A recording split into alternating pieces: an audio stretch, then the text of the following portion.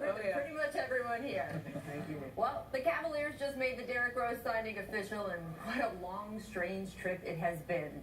Just 6 short years ago, Rose was the youngest MVP in NBA history. His future seemed littered with promise. But 4 knee surgeries, 2 uniforms, and several controversies later, he is signing with Cleveland for the vet minimum. Now, when the Cavs first started pursuing Rose, the idea was that he might be Kyrie Irving's backup, maybe occasionally play beside him. Now, with Irving asking for a trade, all Rose will likely be to Kyrie is a walking, talking, cautionary tale.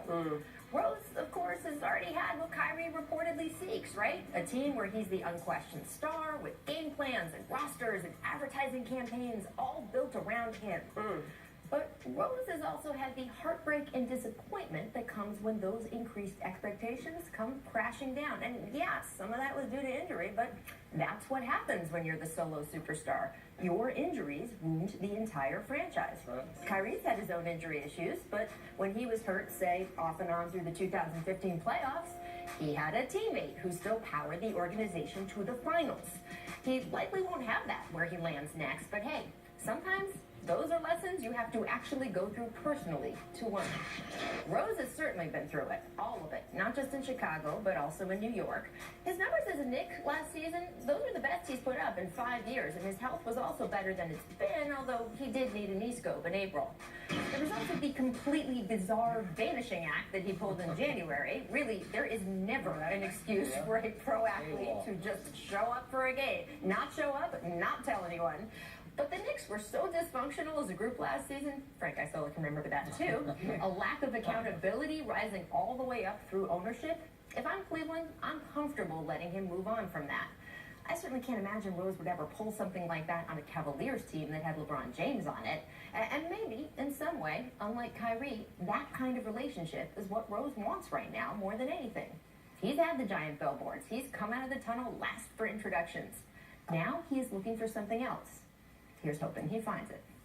So, Jackie, what do you think? Do you think that the Rose signing is going to be good for him? And moreover, is it going to be good for the Cavaliers? I do. We're talking about the veterans minimum. Crazy. For 1 year. I just can't believe there wasn't a bigger market for him out there, because through all the dysfunction with the Knicks, I thought Rose had a pretty decent year. He really did. Now, is he the Rose of old? We all know he's not. That's okay. What did Cleveland need most on that team last year? Help off the bench, depth, and in particular, depth at the point guard spot. Now, if you're asking him to be the starter of a conference finals or NBA finals team, we're going to have a different conversation. Well, that's a little bit of the fear of some people in Cleveland, sure, right?